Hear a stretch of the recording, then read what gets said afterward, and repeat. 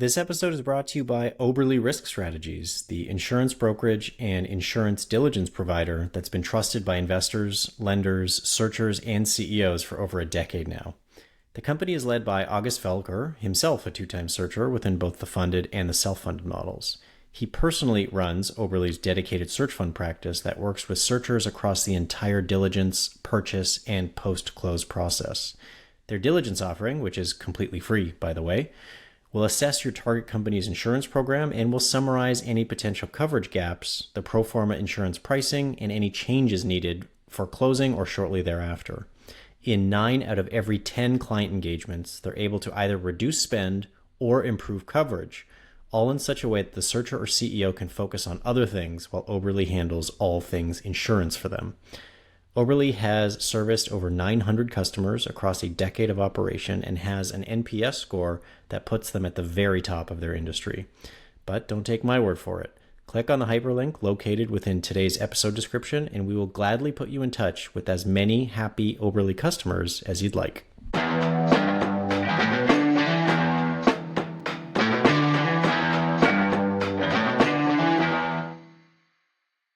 Hello, everybody, and welcome to another episode of In the Trenches. I am your host, as always, Steve Vitkos.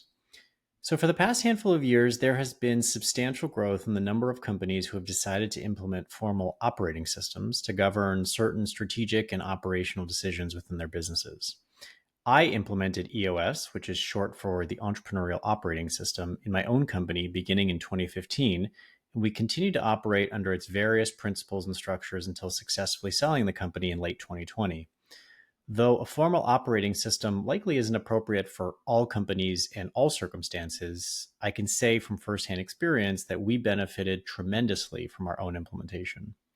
Based on that firsthand experience, I thought it would be worthwhile to dig into a number of recurring FAQs that I often receive from other CEOs who are considering implementing an operating system within their own companies. To help me work through those FAQs, I was thrilled to be joined by Alex Hodgkin.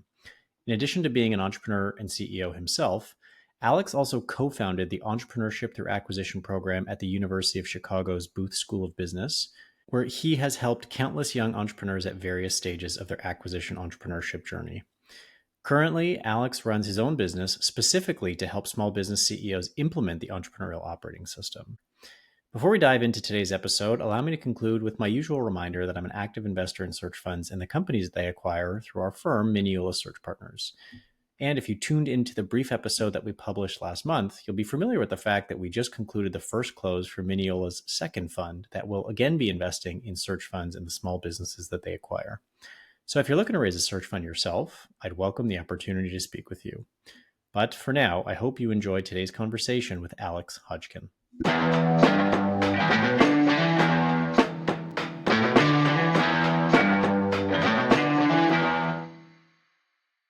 Alex, welcome to the show.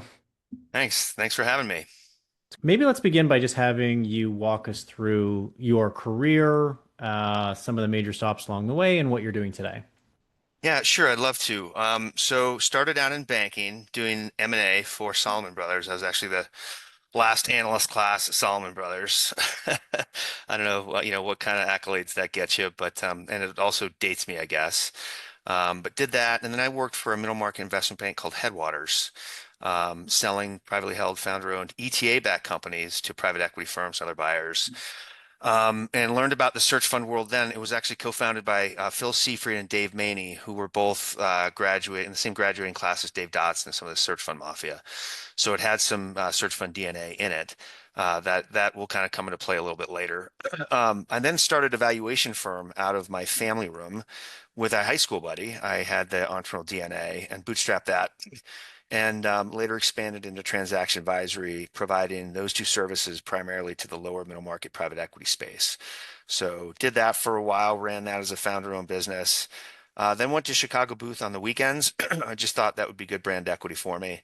Approached our private equity professor, Steve Kaplan, about potentially installing an ETA ecosystem at Chicago Booth, and he was very supportive of the idea. So I went out and I recruited our professors, Brian O'Connor and Mark Agnew, helped launch our podcast series Inside ETA, and our first conference with Kellogg.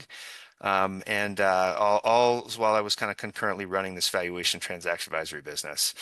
recapitalized that and bought out my partner and brought on some investors, some ETA investors, and then became a CEO, formally reporting to a board of directors. So, which is very different from being a small bootstrapped founder-owned company.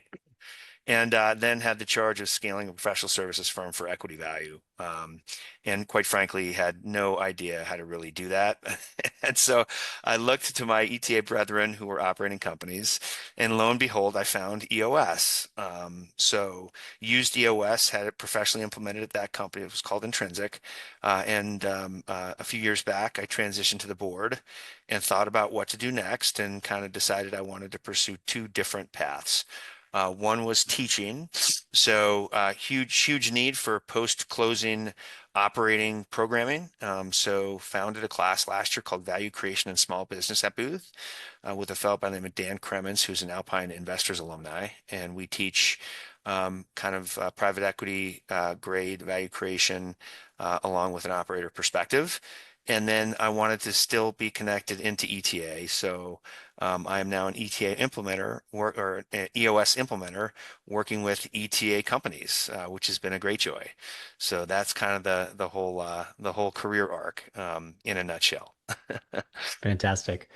Uh, I have noticed, tell me if this is an actual trend or just more of an aberration. A lot of CEOs who have personally implemented EOS post-exit or post some sort of transition then go on to become EOS implementers. I can think Does of that ring one true in your experience? specifically who's a total gift to the community, Ned Tomasovic. I don't know if you know Ned or not, but Ned Yeah, was a round trip. he's who I was thinking of, among Yeah, others. so I consider Ned a friend and somewhat of a mentor as well. I think it's an evolving area and will be growing. It's a great place for operators to lend their expertise in sort of a full construct way, but be able to go home at night without the burden of all the fiduciary duties of operating the business. So it's a neat way to stay plugged in for sure. Yeah. Very Hmm. cool. So I was hoping to divide our conversation today into two main buckets. The first Yeah. bucket is going to be the considerations that CEOs um, ought to have top of mind prior to implementing an operating system. And then the second Yeah. half of our conversation, I'd like to focus on the actual implementation itself. So Okay. let's start in bucket number one, the considerations prior to implementing an operating system. And let's start at the 101 level. Yeah. Can you just like demystify the concept of an operating system? What is an operating system and Oh why man. should small business CEOs consider implementing one? Yeah, so there's many ways to characterize what an operating system is. It harmonizes human energy, all in the same direction. It's an execution chassis. It's a scalable and predictable way to run a business. Really, I characterize it as oftentimes you have a founder-owned business that it's a pile of business. It's been duct taped and chicken wired together by force of will and emotion and instinct. And it's taking that pile of business and organizing the chaos across a wide variety of dimensions. So that's really how I characterize a business operating system. I mean, Yeah. tell me if you think this is an oversimplification, but like one of the things that I loved about uh, EOS specifically, but operating systems more broadly, is I always just thought about them as like a really kind of convenient framework and structure Yeah. to incorporate like the basic principles of good corporate hygiene that should probably be present in any business anyways. And it's just kind of Yeah. like a convenient wrapper Yeah. around, vision, strategy, operations, execution, all of the elements of like good corporate hygiene that should be there anyways. But it's just Yeah. kind of like a convenient, easy to wrap your arms around type of structure that just kind of puts everything on one piece of paper, if that makes sense. Yeah, I do. Yeah, I agree with that, and I would say the critical component as well is an operating system is a great analogy for it, is that those components are all interconnected, Right. and so finding something that creates that connection, that interconnection between those components in a way that works is really essential to have a proper operating system. Yeah. Yeah. So a lot of our conversation today is going to focus on EOS, the Entrepreneurial Operating System, because that's the Hmm. system that you and I are both familiar with. Yep. But I don't necessarily want to talk exclusively about EOS because there are other Yeah. options out there. So maybe we There are. can start there. Can you talk about what other operating Yeah. systems there are that CEOs might consider? Yep. Are they different from each other, or are they Hmm. generally more similar than different? Yeah. So there's a paper I co-authored with AJ Wasserstein and Matt Littell. It came out about a month and a half ago. About it's kind of an overview of all business operating systems, why folks should use them, what the pitfalls are, best practice, things like that. I'll kind of try to characterize how I view operating systems as well. But there's some things that are referred to as operating systems like OKRs, and I really think those are more they're tools and frameworks that effectuate initiatives in line with good change management practice, but they don't encompass involving the entire organization. So a good operating system, it has sort of all the different components slash dimensions to encompass help growing the enterprise or the organization in a healthy way. And I really kind of see there being three primary small business operating systems. You've got EOS, you've got Scaling Up by Vern Harnish, and then you've got Pinnacle. Really going to compare EOS and Scaling Up. Scaling Up has got a lot of different tools in the toolkit. It's very complex. Professional implementation is 2 to 5 times as expensive as EOS. And it's been embraced a lot in extremely high growth, transformative growth, nonlinear growth organizations, venture-backed, or more complex organizations because of all the different bells and whistles that get plugged into it.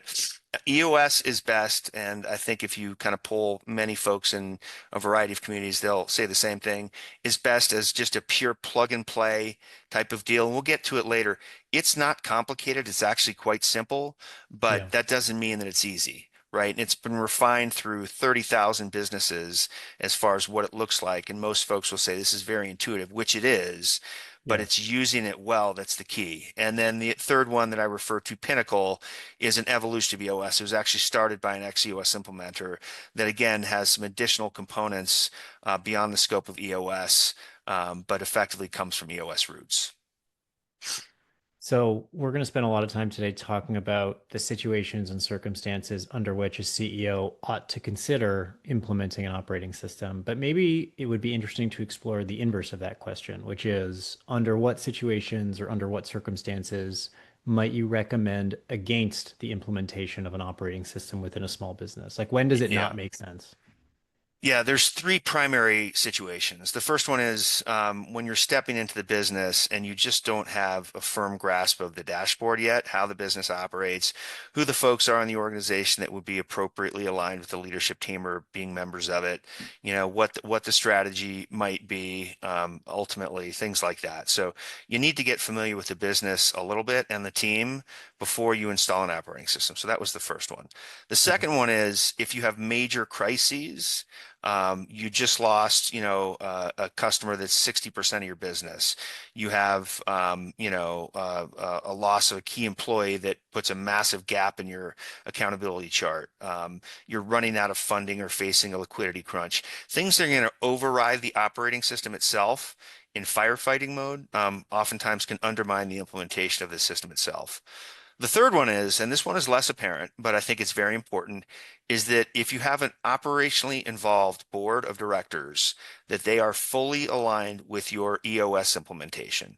And the reason that I say that is oftentimes operationally involved, and by the way, very well-meaning board members may come in and make adjustments to certain aspects of an operating system on the fly outside of the approved channels.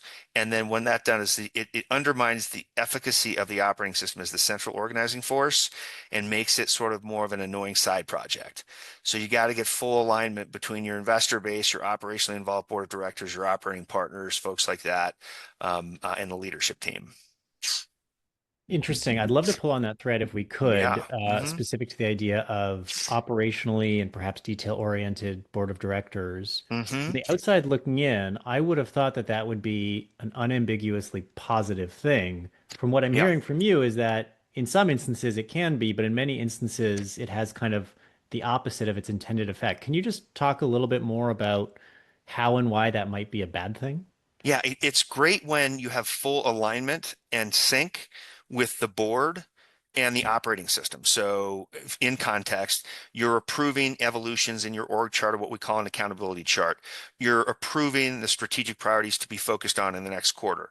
You're approving, what's going to be on the dashboard or what the appropriate KPIs are to track at the board level, and then they're then installed and sort of like codified at the leadership level inside of EOS. If you do it the other way, okay, so you have the leadership team establish these, they're operating assuming that that is the decision-making process. And then halfway through a quarter or on the fly, a board member says, we need to shift gears. We're going to change all the rocks. Like we're going to go this Mm. direction instead. Then at that point in time, the leadership team and members outside the CO look at EOS like, well, this really isn't how we're running the business. It's more of an annoying side project. It doesn't get the stick it needs to have that kind of efficacy. Does that make sense? Yeah, it does. Hmm. For those who might be unaware, many people listening to this will be very much aware with the basic principles and tenets of EOS. But for those who aren't, can we start at like 101 level? Like, Yeah. what are the basic pillars, the basic parts of EOS, just so that people understand it in a bit more of a tangible way? Sure. So I'm going to tie back to our paper here as far as what solid operating systems have. And there's really five things. Number one, clear prioritized direction, that you know where you're headed and what the top priorities are. Number two, that you have the right talent aligned, that you know what the roles are needed and do you have the right people in the right seats. That's Jim Collins stuff. Communication, accountability, who will do what, by how much and when. Simple, insightful measurements. So what 5 to 15 data points tell us if we're running the business well. And then finally, consistent ongoing problem solving. Can we as the management team resolve issues in a healthy way and a permanent way? So those are really the core components of an operating system.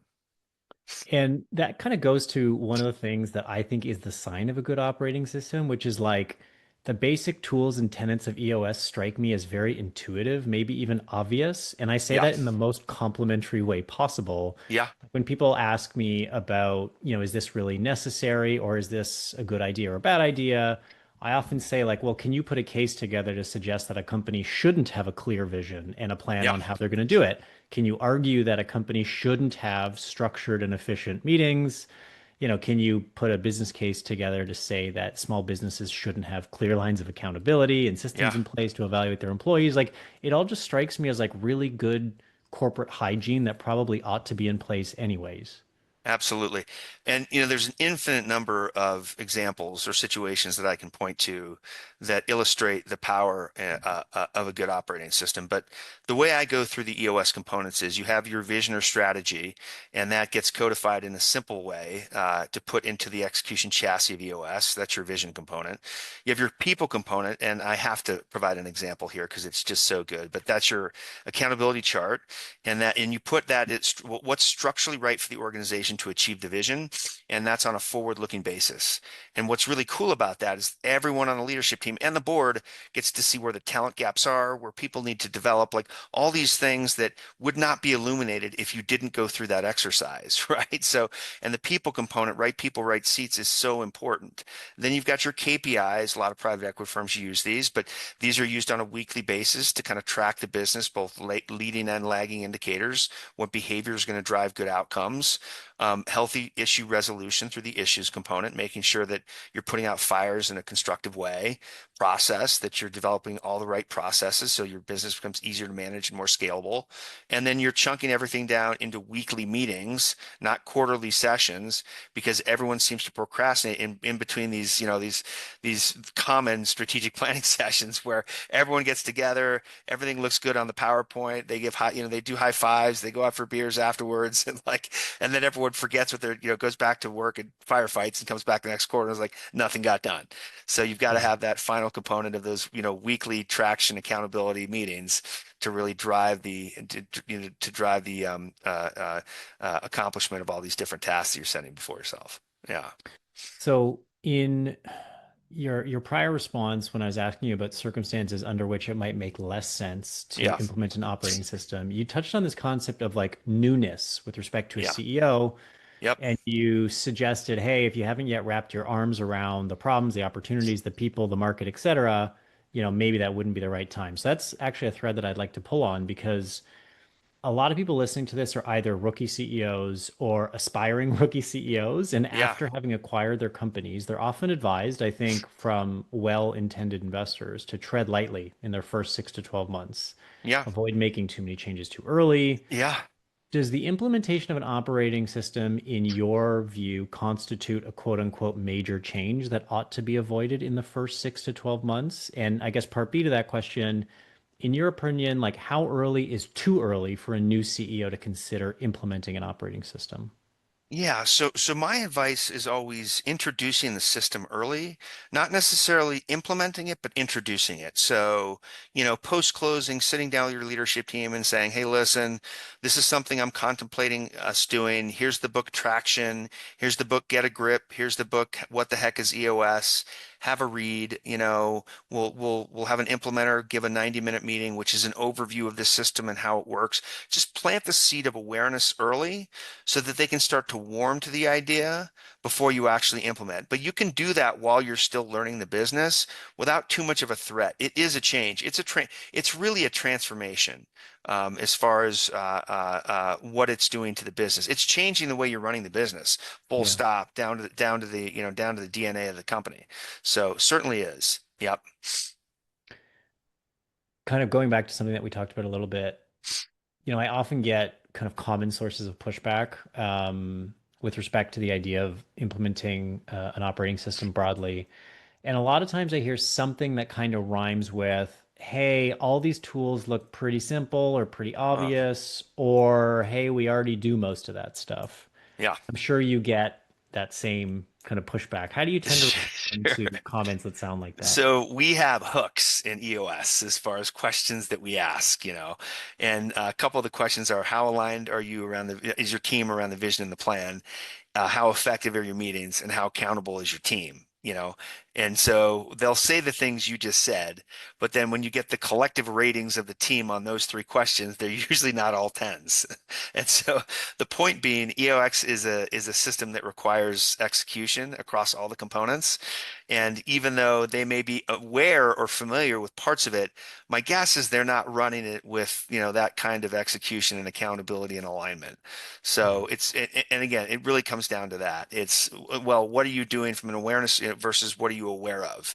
Well, I think it goes back to what you said earlier, which is this idea of simple but not easy. I think the Yeah. idea of having a Hmm. clearly articulated vision is simple and rather Yeah. intuitive to understand, but communicating that across the organization in a way that like seeps into the bone marrow of your employees, that is not easy.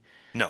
Getting the right people in the company and the wrong people off the company, hiring, Yes. firing, Very rewarding, and common. motivating based on all of that, that's intuitive. That's easy to understand. My Yeah. Aunt Helen understands what that means, Yeah. but executing that is deeply, deeply difficult. So to me, it goes back to this idea that you mentioned earlier of Yep. simple, but not easy. Yeah, there's a nuance in ETA too. Oftentimes, you're purchasing companies whose growth rates have not been, outstanding. They've been, kind of consistent, I would say, 5 to 15% growth rates, which doesn't create a lot of disruption in the company.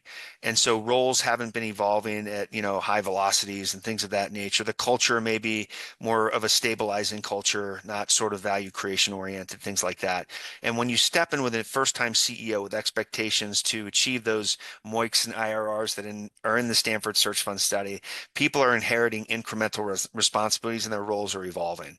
So it's like this kind of epic organizational change management tool that is now layering on additional and evolved responsibilities on existing people, and how you do that effectively is critical. And I would say a lot of times they may be familiar with these tools, but if at best they're operating them in a status quo environment, not in an inflection point environment, if that makes any sense.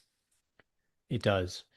Let's get into the nitty-gritty of actually implementing an operating system. And in this Yeah. first question, I'm a little sensitive to like asking my barber whether I need a haircut. So try to answer this as Ah, objectively sure, as you you bet. can as an EOS implementer. Yeah.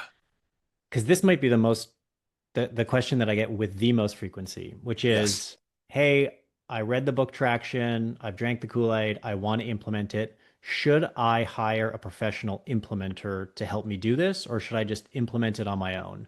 Again, Yeah. answering this as objectively as you can, how do you think about Yeah. that question? Yeah. I'm going to give you kind of two different profiles. The first one is a self-funded entrepreneur I know who uses EOS incredibly well.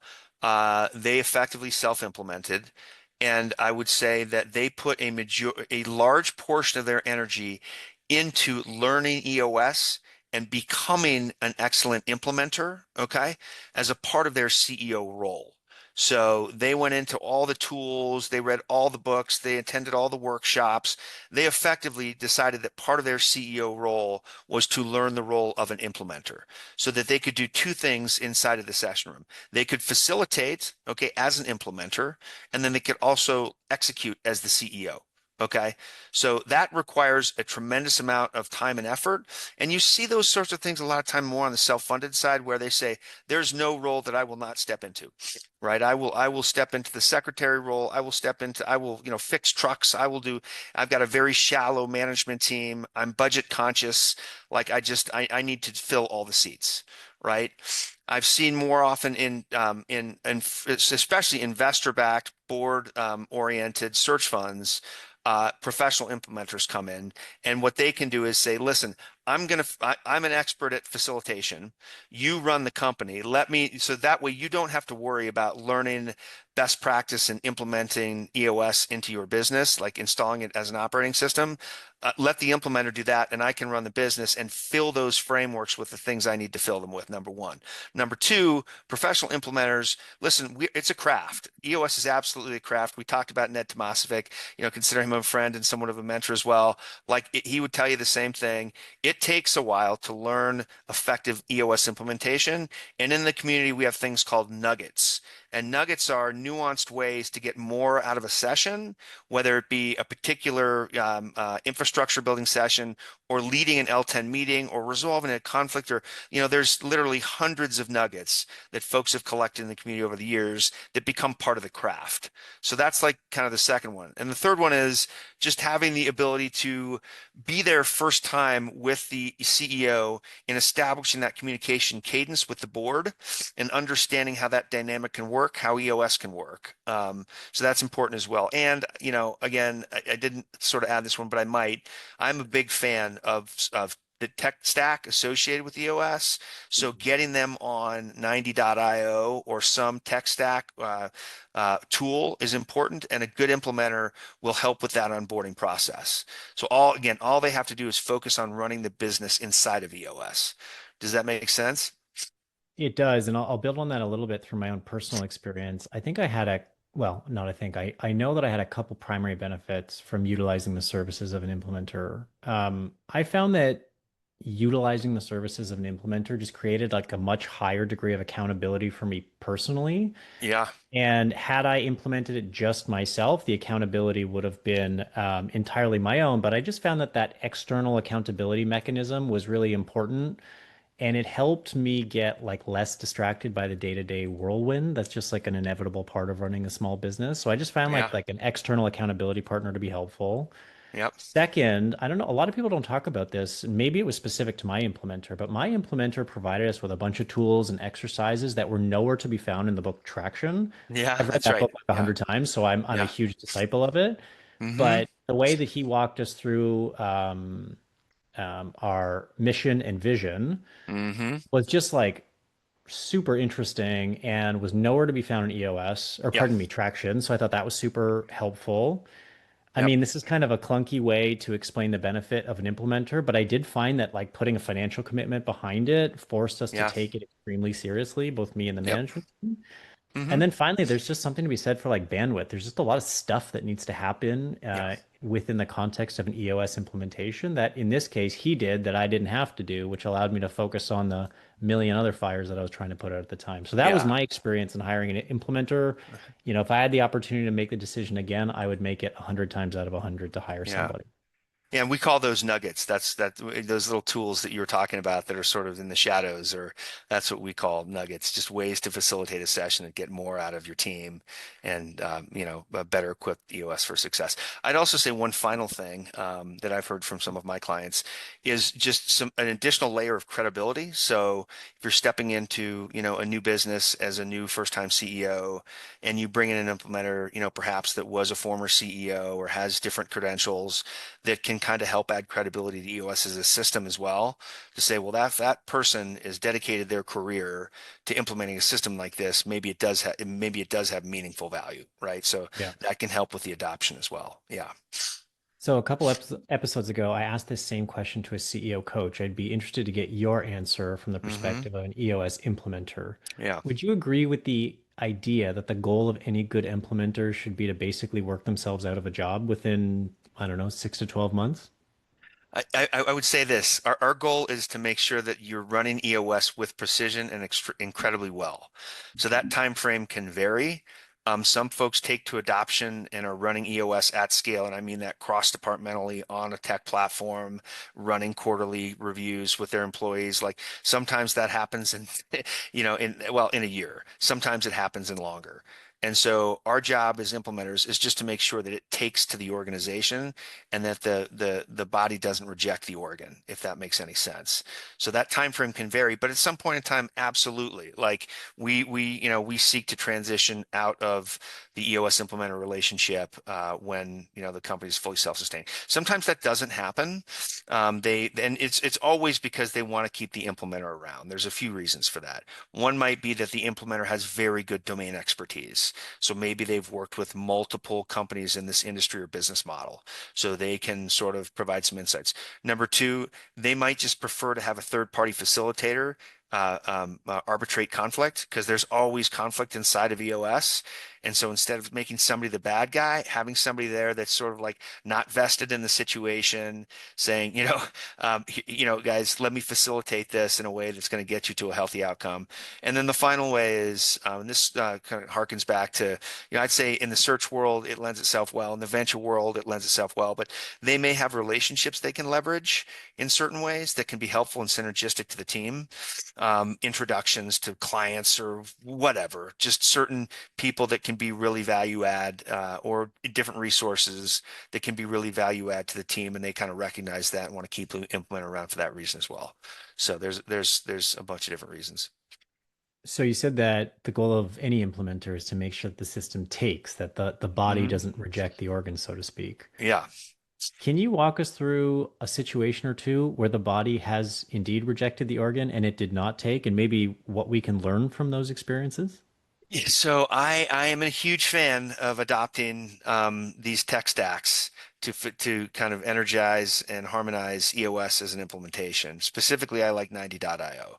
But oftentimes, what you need in a weekly L10 meeting is you need full participation from your entire team. Okay, so the efficacy of EOS is very much based on the fact that everyone needs to bring everything and put it into the system. So if you have members of your leadership team that are not bringing their issues, they're not updating their rocks, they're not updating their KPIs or their scorecard, they're not participating in the L10 meetings, and the barrier to that is they just don't want to go into Google Sheets or write something down on a piece of paper and get it to Sally so that she does anything that sort of is blocking that particular dynamic you want to eliminate. Right. And so when you have interconnective tissue in the form of how you're tracking all of your EOS data and harmonizing it, you can have the system fall down. And that's a terrible reason for it to fall down. Does that make sense? Interesting. I think what's particularly interesting is that that is inconsistent with my experience. And of course, I'm just one data point. Yeah. I implemented it in 2015, and I don't Uh-huh. even know if there was a like a tech stack associated with it at the time. Maybe there was, maybe there wasn't. If there was, Okay. I was completely ignorant of it and unaware of it. Yeah. I did run it off of Google Sheets, and I had a You did. perfectly okay time That's doing it. great. Okay. Um, That's great. Yeah. let's talk a bit Yeah. more about this like tech stack thing. Like, what do these tools do versus not do? It sounds like you consider them more on the side of mandatory than optional, but I'd love if you could just kind of talk Yeah. about these tools a little bit because they're actually new to me. Yeah, they're very so 90.io is the one I will speak to. I'm not I'm not a sales representative for 90.io. I have no vested interest. It's not expensive. It's like $16 per person per seat, like per seat per month. So it's not an overwhelming cost in any way. It's almost immaterial. It's very, very simple. So you put in your vision components, your VTO in there. You upload your rocks and your KPIs and your issues, and you meet in the context or in the construct of a 90.io platform weekly and conduct your meetings. And in there, you go through progress on everyone's rocks and everyone's data, and you prioritize and discuss your issues and create cascading to-dos and all those things. And it's healthy because number one, everyone can update it asynchronously. It's in a central place. It tracks all your meetings. You get an update on your meetings afterwards. It emails you what issues were discussed, what was resolved, what to-dos, were assigned to folks. And by the way, like it's a revolutionary thing too for certain investors if they want further insight into how the company is doing. There's a possibility that those L10 meetings can be shared, right? It can be an enormous tool for some of the investors if they want to see how the business is going, to kind of see what issues are really being tackled and what's being tracked and accomplished and where they're struggling. Yeah, interesting. And the fact that I was able to get by without it doesn't mean that they're not necessary. That could have been a deeply helpful tool for me to use. I was just Right. completely ignorant of Yeah. it. Yeah. Back to this concept of like the body rejecting the organ or the organization, quote unquote, rejecting the implementation of EOS or Yeah. any other operating system for that matter. Yeah. Are Hmm. there any other commonalities or through lines beyond lack of like a technology backbone, or is that the one that comes to mind most It's well, prominently? and I'd say again, and these are connected, but just lack of buy-in from the leadership team. Mm, So they're not adopting EOS in their practice. So they're not engaging in the behaviors that are consistent with embedding EOS into the DNA of the business. They're not making progress on their rocks. They're not updating everything. They're not thinking about the business through the lens of EOS as the operating system. And so when you have that, that's a systemic problem.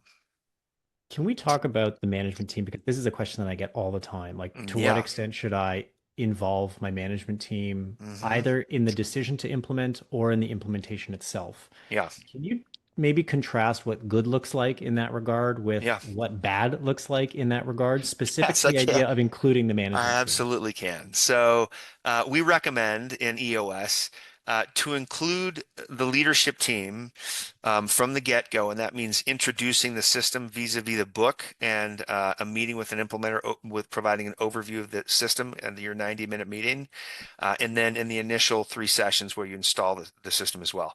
You don't want to have too many people there. You want to start with a smaller leadership team as opposed to a larger one because there are egos and things like that that get in the way when folks find that they're really not needed in those quarterly sessions or those first 3 sessions. So you want to start with a smaller leadership team rather than a larger. And also, it just gets clunkier. The more folks you include, the clunkier the meetings get because you want everyone to have feel like they get their voice heard, and that can extend sessions probably many times for reasons that are unneeded or unwarranted.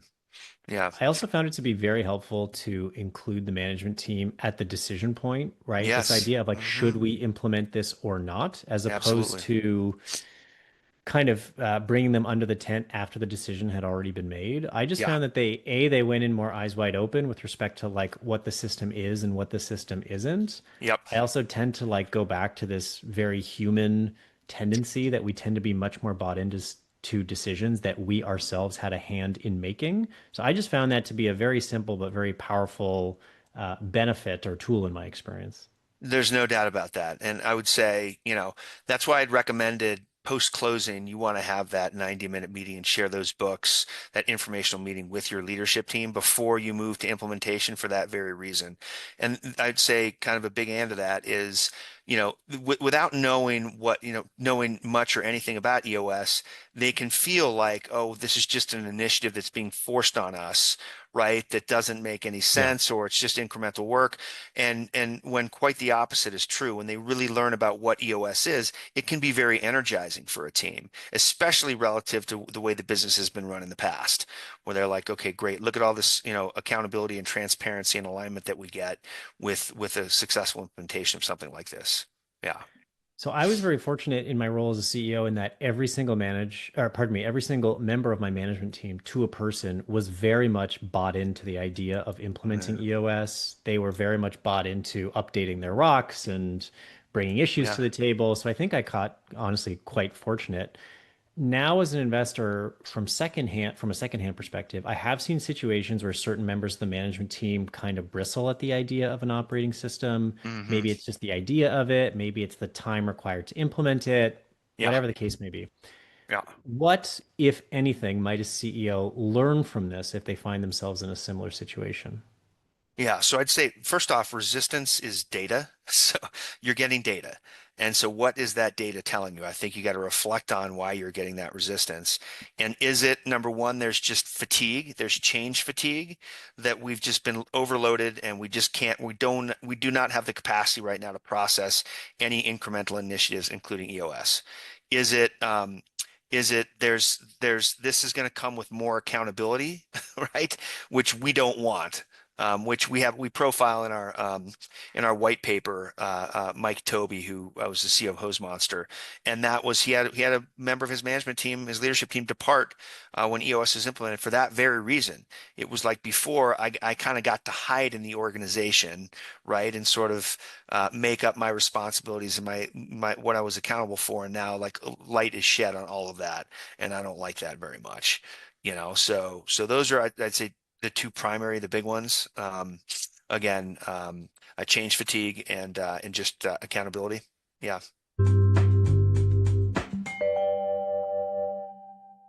This episode is brought to you by Boulay. Now, for those of you who operate within the search fund ecosystem, you probably already know that Boulay is the standard when it comes to quality of earnings reports, tax, and audit services. But for those of you who are newer to the community, consider this. Over the past 20 years, Boulay has worked directly with hundreds of search funds from capital raise to exit, currently assisting over 150 funds in the search phase and another 125 in the operating phase. They work with searchers across the entirety of the ETA journey, from issuing K1s to your investors during the search phase, all the way through to helping prepare your books for an exit at the conclusion of the operating phase. They are the industry leader in performing financial due diligence and creating Q of E reports that your investors can rely on.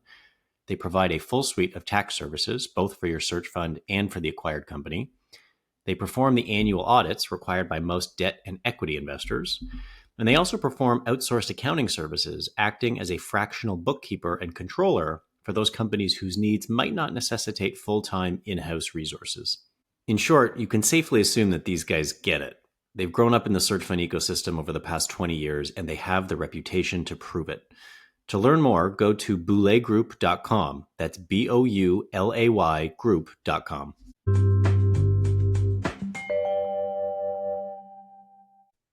The other thing that I've seen, and of course, the members of the management team that are bristling never use these words. But what I often kind of hear them saying underneath the words that I've chosen is, "Am I still safe?" So they'll Yeah. ask things like, I don't know, what does the future org chart look like? Or, what metrics are going to be highlighted or prioritized? So, like, they'll ask like kind of very mechanical questions like that. But Yeah. underneath those questions, what I'm hearing is, Yeah. am I still safe? Totally. ETA is a great space because in 100 out of 100 companies, they're looking to transform and grow the business. So that means opportunity for everyone. And so I always sort of level set in the beginning of an EOS session that this business has a charter to grow, which means there's opportunity for everyone. And so let's start with that. And then let's look at the structure of the organization that's required to achieve that growth and transformation and see where you fit as this organization evolves. So that gives them some visibility from a structural perspective about where they sit now and where the opportunity lies for them. So I guess you would only know this with the benefit of hindsight, but Hmm. when you first encounter an executive who is bristling, maybe Yeah. it's Lack of understanding of the system, lack of a sense of safety, lack of bandwidth, whatever their reason for bristling is. Yeah. Do they tend to last 24 months later? I've seen it both ways. So I've seen it both ways.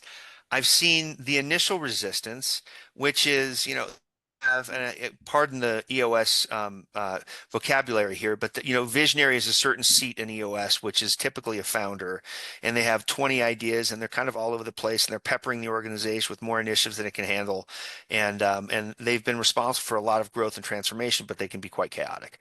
And so when you have a founder-owned, visionary-led business, the leadership team can be quite fatigued from that sort of thing post-closing. And they're like, oh, this is just another thing that we're going to have to do, right? So I've seen those folks have the moment where they're like, no, this is actually different.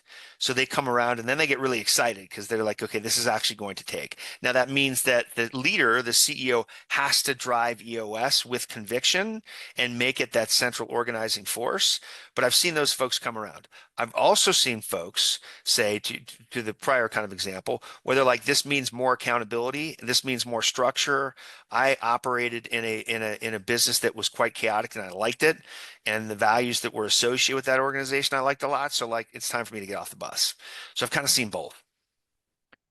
You touched on this idea of visionary and implementer. That might Yeah. be new nomenclature to people who are not terribly familiar with EOS. Yeah. Maybe you can start by explaining what those two terms mean, and then I'll have a Yeah. follow-up question for you. Sure. There's probably three that I should illuminate.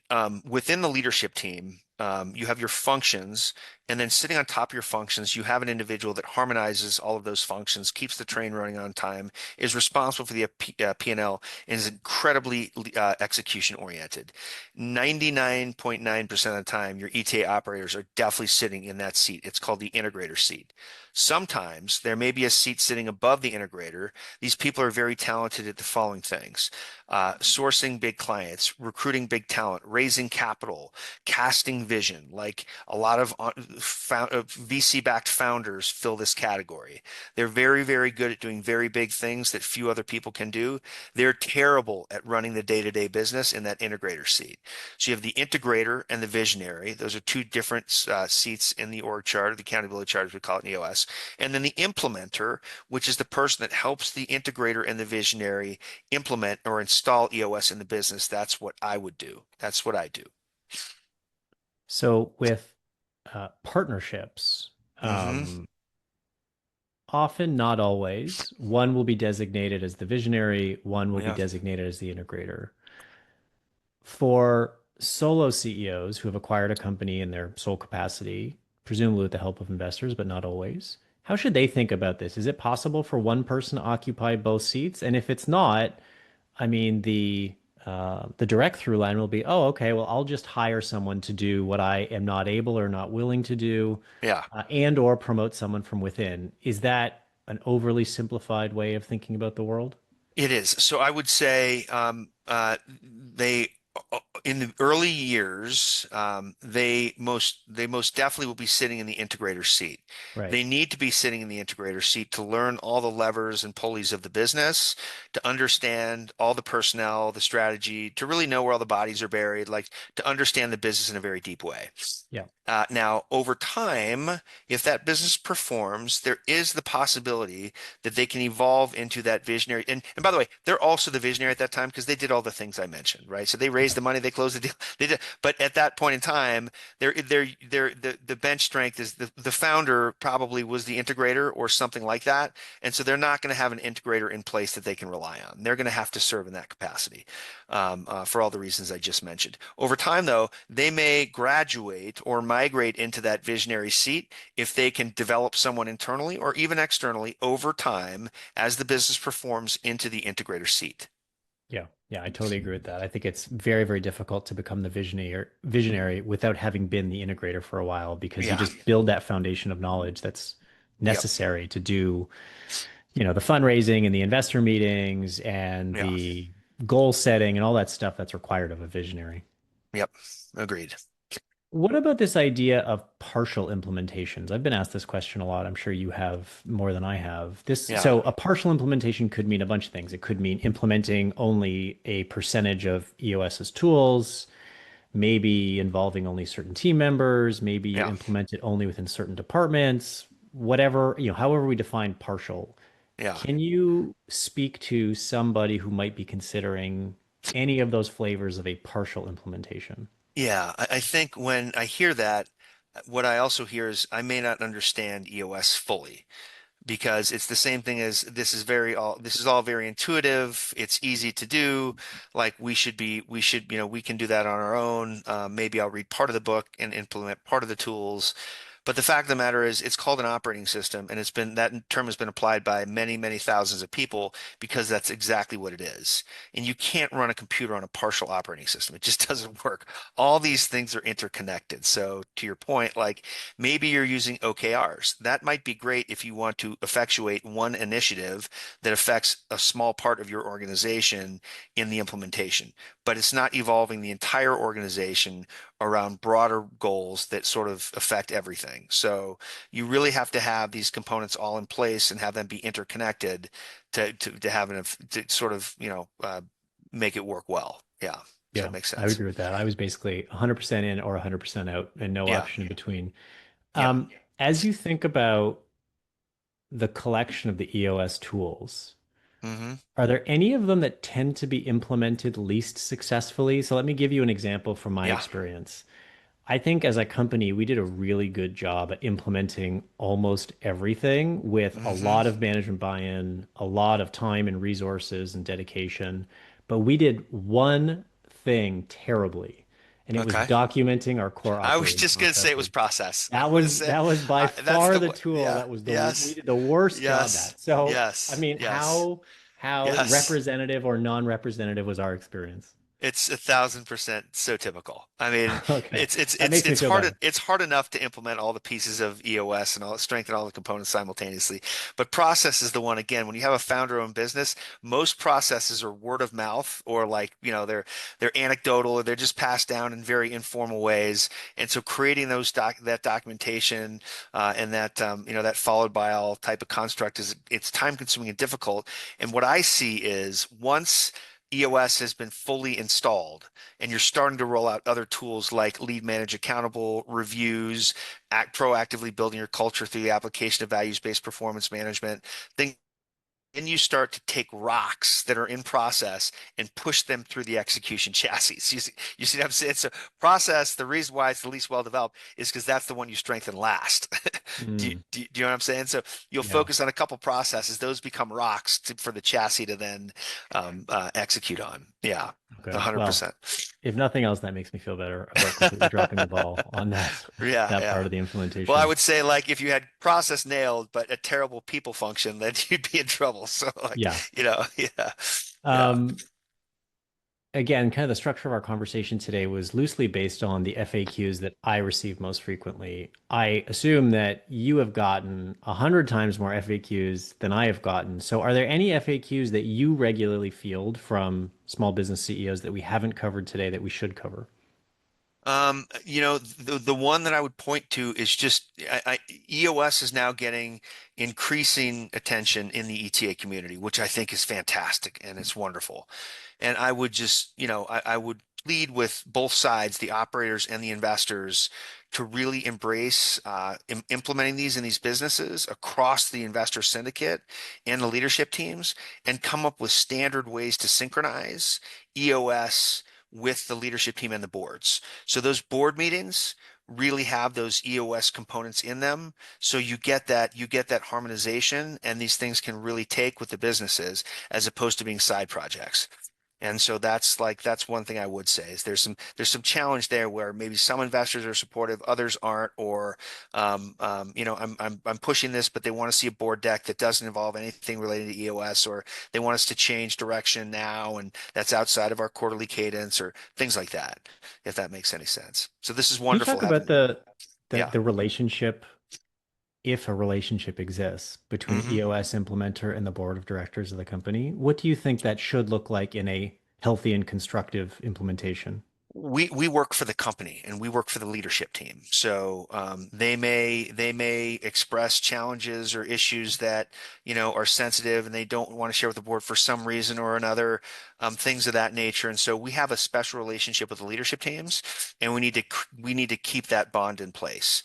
So I would say we are the company is our client, and we want to make sure that we do best by the company, and usually that means the leadership team. Yeah. Got it. Got it. hmm Um, Fantastic.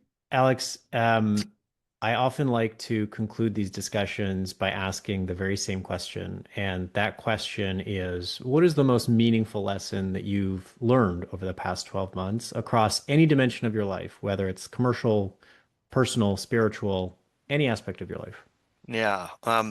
So I started teaching last year for the first time, and that was a real journey. It is a journey. It's a craft. It's absolutely a craft. And I'm sure you're familiar with TTCR has a study that they for high performing search fund companies that you've probably seen this, and they sort of make anecdotes of a lot of good data. And one of the quotes they have in there, which I've heard multiple times outside of that study as well, was "Be a learn-it-all, not a know-it-all." And I think that is such a profound statement to move into situations where there's a number of unknowns, willing to work hard, but also willing to kind of harness all the resources around you and learn and tap into the right folks and have some discernment in how you're doing that. But I think with armed with that particular characteristic, you can do a lot of cool things. Love that. Alex, for anyone who's listening who wants to get in touch with you, what is Yeah. the best way for them to find you? Sure. So you can shoot me an email at Alex, Alex, at Meritage, Meritage .vc. We're a team of EOS implementers for companies that have raised external capital. So happy to chat about EOS or anything related to ETA, really. Fantastic. Alex, thank you so much for joining us. We appreciate your time. You bet. Thanks, Steve.